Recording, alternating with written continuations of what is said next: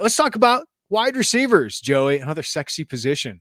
We will get to what I think is the sexiest part of this preview series, offensive line, defensive line, coming up. But wide receiver has obviously not been a strength of Illinois for a very long time, and I would include that last year. Isaiah Williams had a breakthrough year.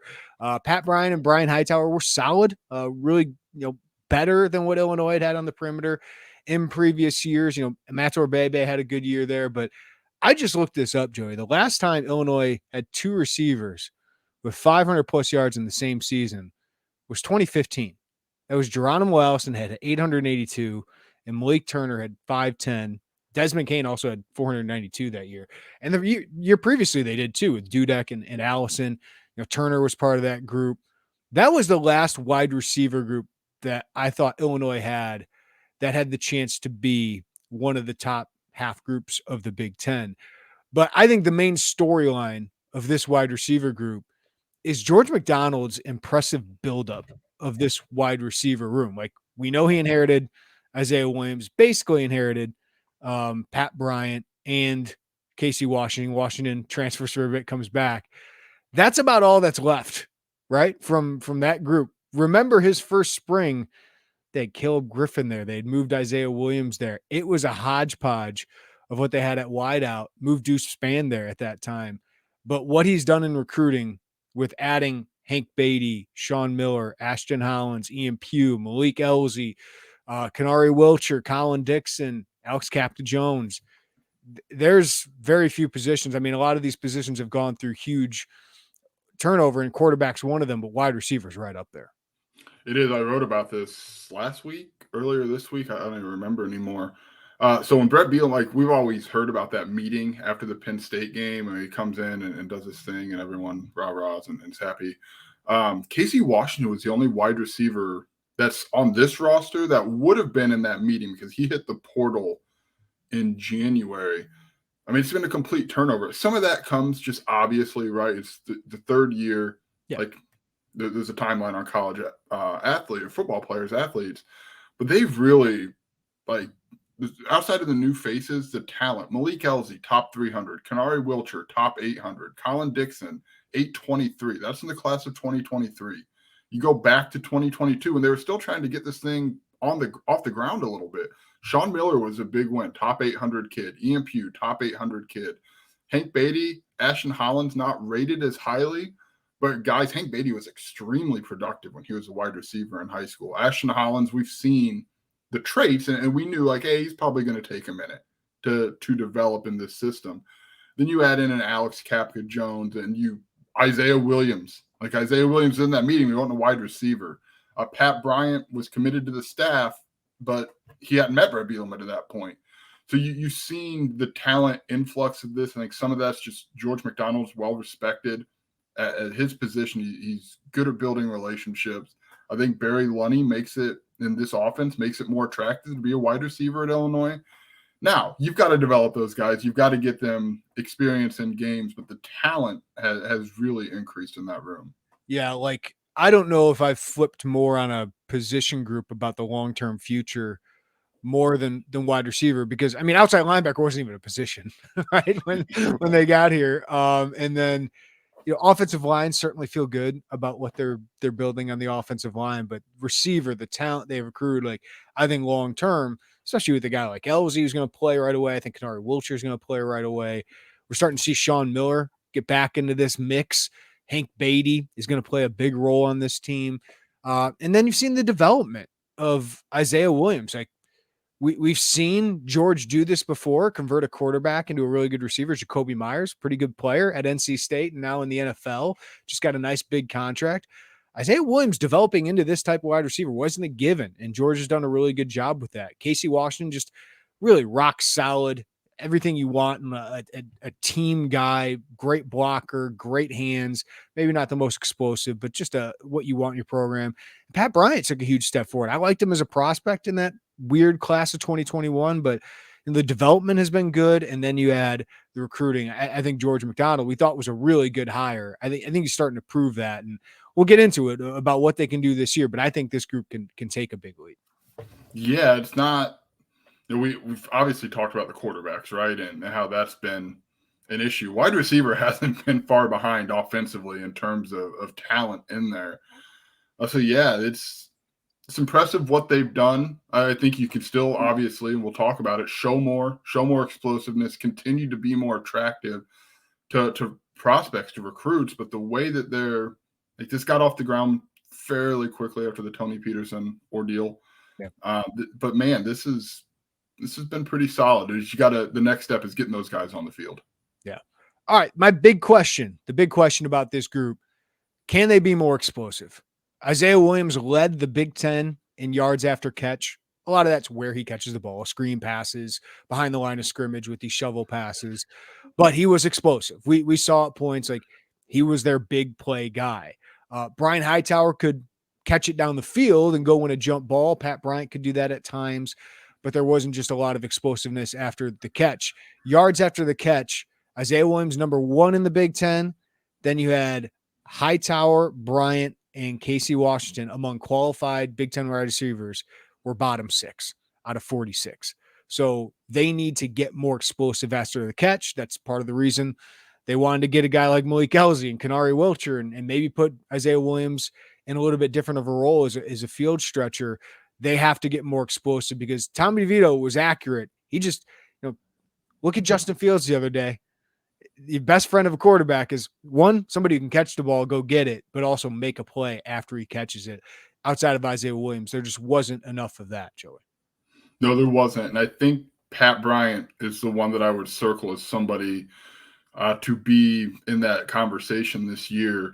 You've seen them, or you've heard, I should say, them kind of take steps. Obviously, year 2 with Barry Lunny should lend itself to more explosive plays. But you've seen them kind of talk about moving Isaiah Williams around the field, moving him outside. That's to unlock more explosive plays. To move Pat Bryant inside, to take advantage of mismatches in that slot. That's to unlock more explosive plays. There's a reason we're talking about Kanari Wilcher as a freshman who might be able to break in the rotation and contribute. He's really, really fast, and you're trying to unlock more explosive plays. And then Malik Elzy.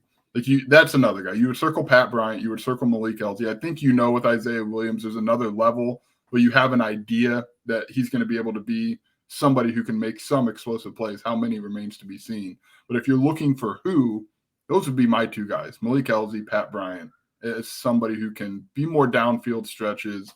I'm really interested to see how much Pat Bryant's in the slot, to see if he can do anything differently there. But you're seeing them take steps to try to break that open a little bit more. Yeah, because Pat Bryant can move the chains in that slot position, right? If he gets on an undersized nickel or whatever it is, I mean, it's against a Quan Martin, that would be difficult. But if it's more an undersized nickel, he could post up on those guys, maybe break a tackle. But Isaiah Williams, I didn't know if they used him enough as a down the field threat last year. And it's because I don't know if they thought they had another slot guy. Now they do. Like Hank Beatty's emergence. I talked to George about him the other day.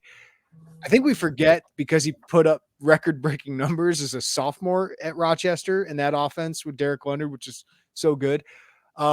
He was a quarterback in high school.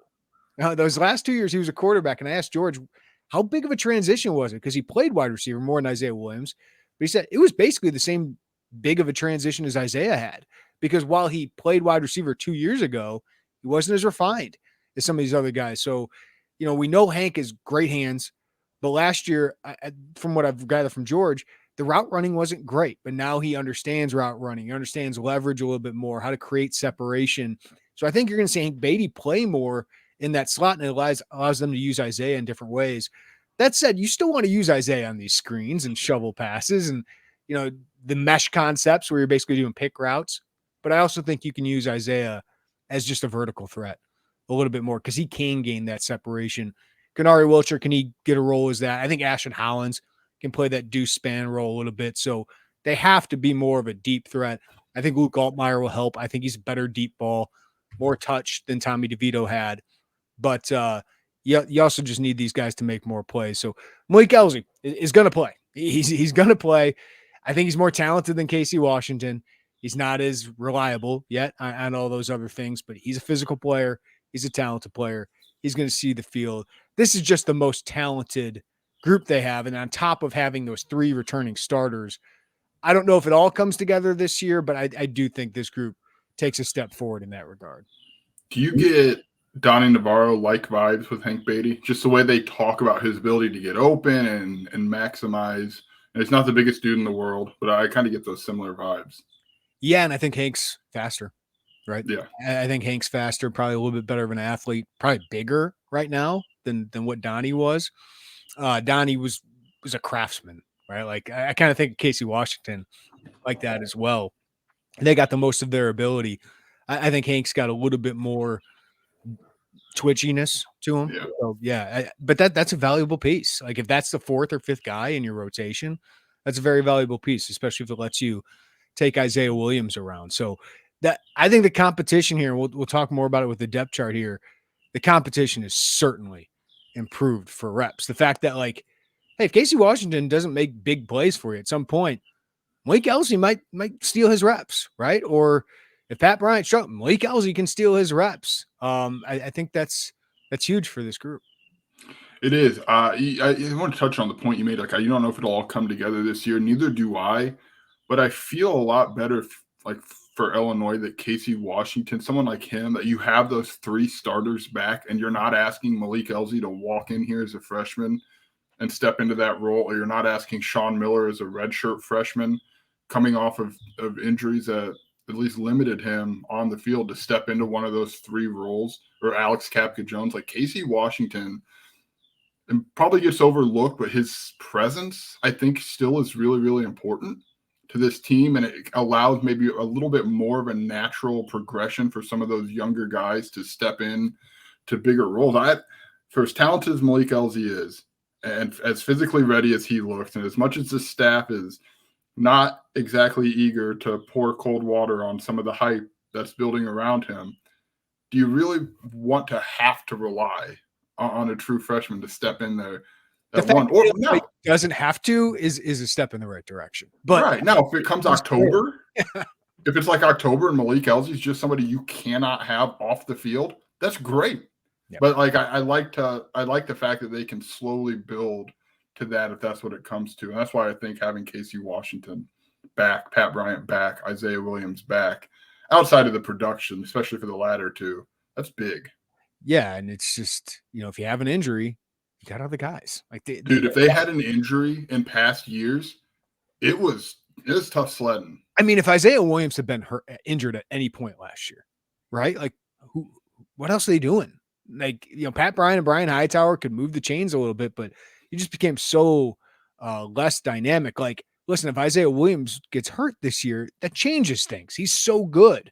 Like, I feel like sometimes we don't talk enough about how good he is. He could be 1,000-yard receiver. He could be 100-catch receiver this year. That's how good he can be. But Hank Beatty's a playable guy. Kenari Wilcher could play for you. Malik Elsey could play for you. Maybe Pat Bryant's your slot guy after that. Like, you have guys that I think you can go and succeed with. Even if, one of those other guys gets hurt, like Ashton Hollins has made some plays in training camp and has really good tools. Sean Miller, a guy we thought was going to play a lot last year, is coming back from injury. And while I don't know if he's 100% back to being Sean Miller, he's got a chance. So I think this group has a chance to take as big of a step forward as almost any on this team. Yeah, I'm with you. That's a great point about Isaiah Williams. Chase Brown was the focal point of this offense. Isaiah Williams was the one you could least afford to lose last year. And now we're not trying, to your point, we're not trying to say like, if he gets hurt, they're fine. That is not the case either. But I think you're better equipped to figure your way around that than you were a year ago.